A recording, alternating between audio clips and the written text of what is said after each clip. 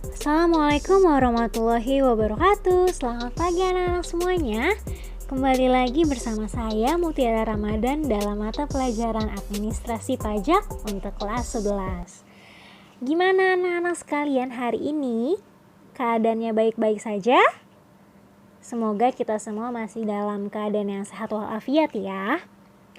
Oke, jadi pada kesempatan kali ini saya ingin membahas materi selanjutnya, yaitu materi ke-9 tentang lampiran khusus 8A. Ya, sebelum kita mulai pelajaran hari ini, kita harus tahu dulu nih kompetensi dasar apa yang berkaitan dengan materi lampiran 8A. Nah, jadi pada materi lampiran khusus 8A ini terdiri dari kompetensi dasar pengetahuan dan juga kompetensi dasar keterampilan.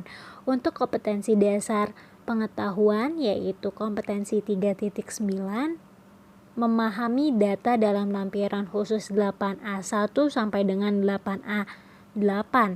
Dan juga kompetensi dasar keterampilannya KD 4.9 yaitu mengelompokkan data dalam lampiran khusus 8A1 sampai dengan 8A8. Jadi apa sih yang dimaksud dengan lampiran khusus 8A itu? Nah, jadi lampiran khusus 8A itu merupakan lampiran yang berisi transkrip kutipan elemen-elemen dari laporan keuangan, di mana secara definisinya lampiran khusus 8A ini merupakan lampiran yang wajib diisi dan dilaporkan oleh wajib pajak berdasarkan jenis usaha wajib pajak, di mana lampiran khusus 8A ini akan disampaikan ketika si wajib pajak itu menyampaikan SPT PPh badannya mereka. Jadi selain SPT akan didukung dengan lampiran khusus 8A.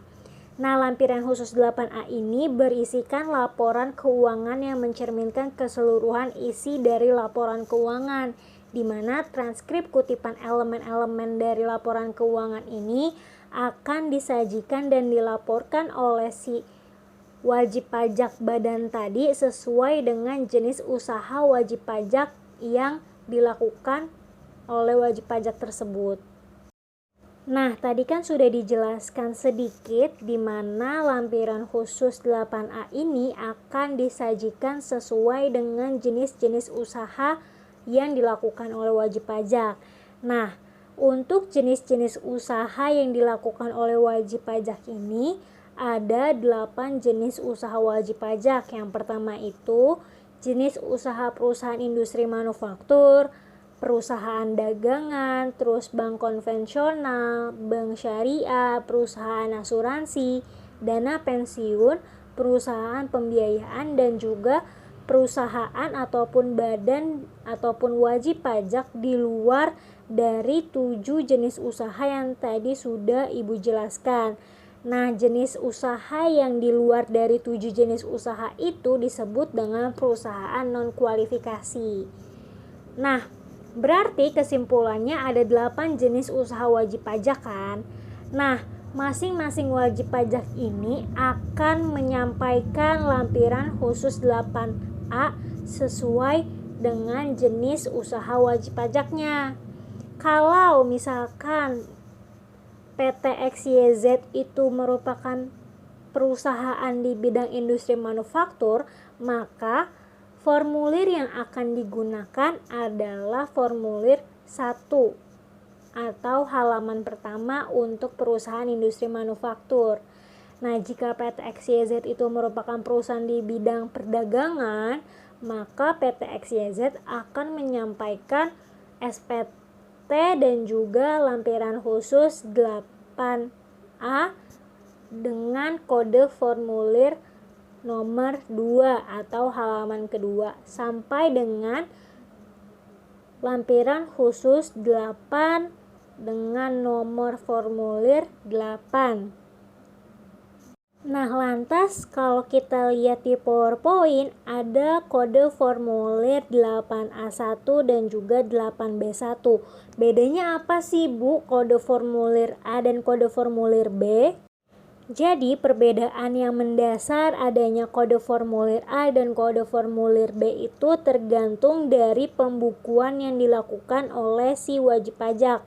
Apakah pembukuan yang dilakukan oleh wajib pajak itu menggunakan mata uang rupiah ataupun mata uang lain selain rupiah. Salah satunya itu mata uang dolar Amerika. Nah, jadi kode formulir yang mengandung huruf A itu merupakan kode formulir bagi wajib pajak yang menyelenggarakan pembukuan dengan mata uang rupiah. Sedangkan untuk kode formulir yang mengandung huruf B merupakan kode formulir bagi wajib pajak yang diizinkan menyelenggarakan pembukuan dalam mata uang dolar Amerika Serikat. Jadi, setiap wajib pajak ini akan mengisi salah satu formulir transkrip kutipan elemen-elemen dari laporan keuangan sesuai dengan jenis usahanya. Misalkan, PT XYZ bergerak di bidang industri manufaktur dan dalam pembukuannya PT XYZ itu menggunakan mata uang rupiah untuk pembukuannya, sehingga dalam melampirkan lampiran khusus 8A yang digunakan oleh PT XYZ adalah lampiran khusus 8A dengan nomor formulir 1.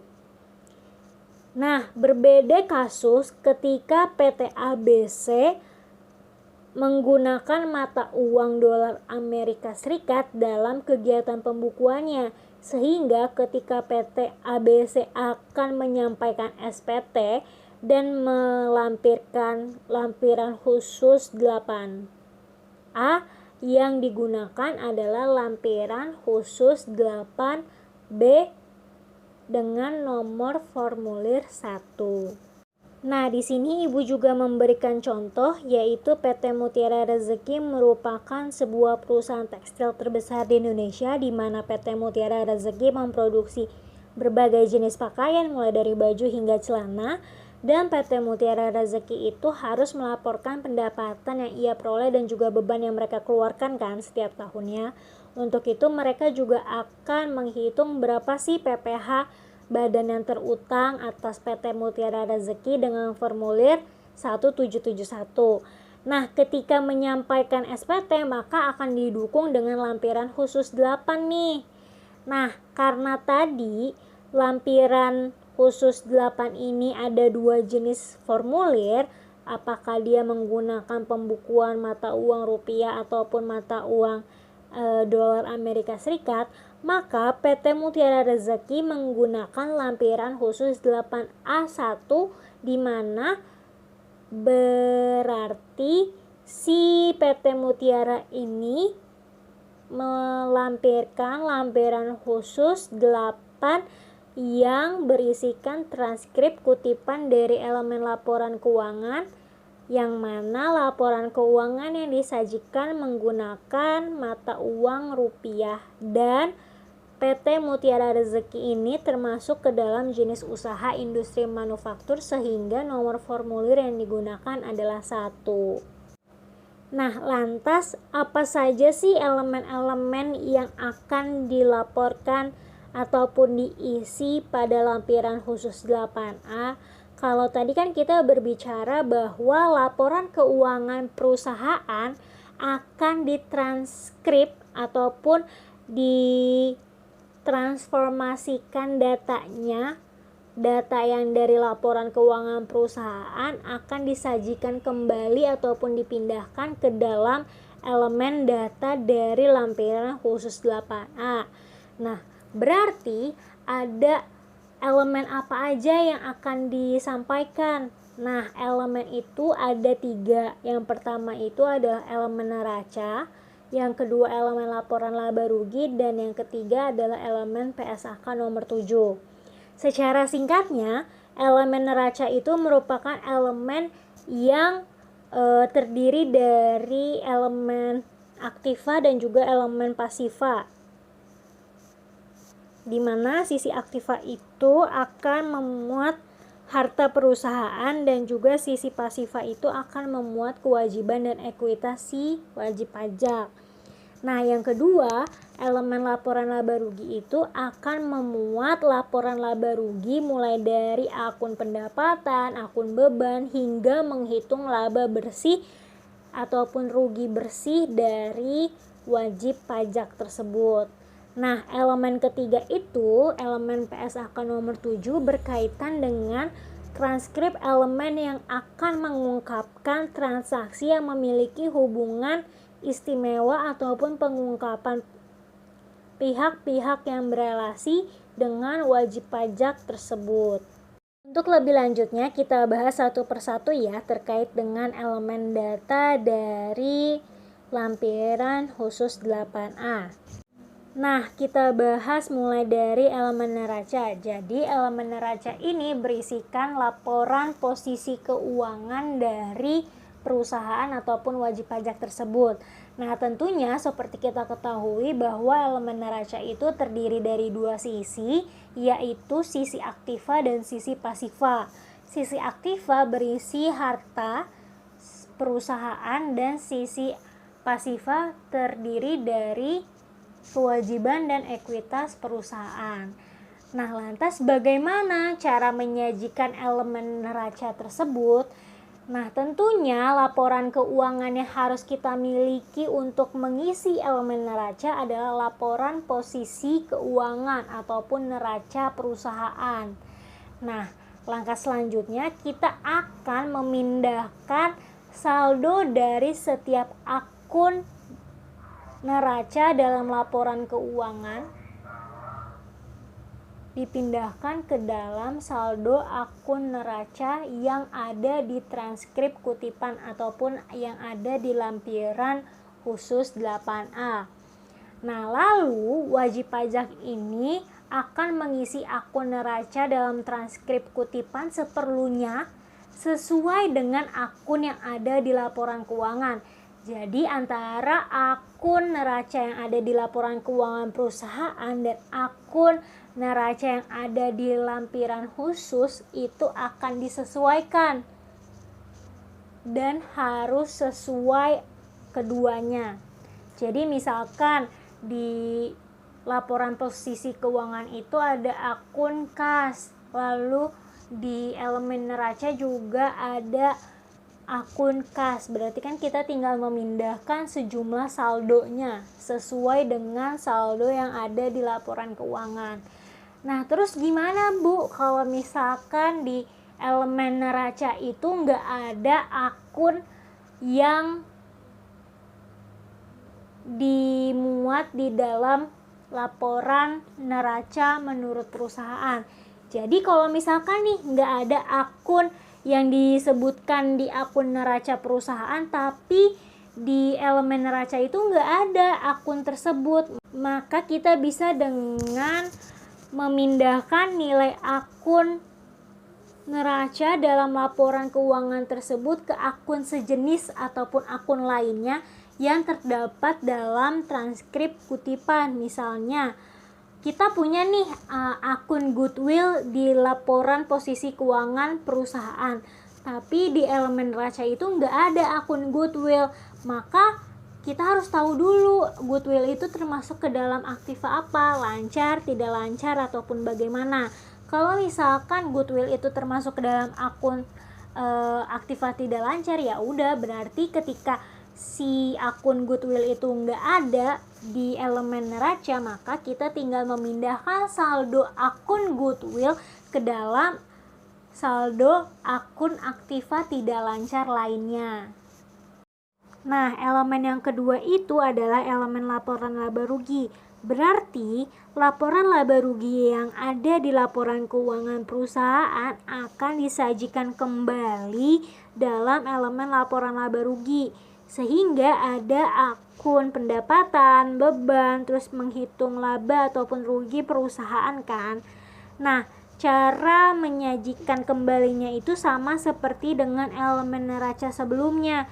Jadi, setiap akun laporan laba rugi dalam laporan keuangan harus dipindahkan dengan tepat ke akun laporan laba rugi dalam transkrip kutipan, di mana wajib pajak ini akan mengisi laporan laba rugi dalam transkrip kutipan seperlunya dan sesuai dengan akun yang ada dalam laporan keuangan. Jika akun laporan laba rugi dalam transkrip kutipan itu tidak ada dalam laporan keuangan, maka kolom nilai akun laporan laba rugi dalam transkrip kutipan cukup diisi dengan tanda strip ataupun tanda coret. Nah, jika akun laporan laba rugi dalam laporan keuangan tidak sesuai dengan laporan laba rugi dalam transkrip, maka pindahkan nilai akun laporan laba rugi dalam laporan keuangan tersebut ke dalam akun sejenis ataupun akun lainnya yang terdapat dalam transkrip kutipan. Nah, selanjutnya adalah elemen yang terakhir ataupun elemen yang ketiga yang berisi transaksi yang memiliki hubungan istimewa sesuai dengan PSAK nomor 7, di mana elemen transaksi ini akan mengungkapkan pihak-pihak yang memiliki hubungan istimewa terhadap perusahaan tersebut. Nah, pihak yang mempunyai hubungan istimewa ini merupakan pihak yang dianggap memiliki hubungan istimewa bila salah satu pihak mempunyai kemampuan untuk mengendalikan pihak lain dalam mengambil keputusan keuangan dan operasional. Nah, transaksi antara pihak-pihak yang memiliki hubungan istimewa ini adalah yang berkaitan dengan suatu pengalihan sumber data atau kewajiban antara pihak-pihak yang memiliki hubungan istimewa tanpa menghiraukan apakah suatu harga diperhitungkan. Nah, contoh ataupun situasi transaksi antara pihak yang memiliki hubungan istimewa ini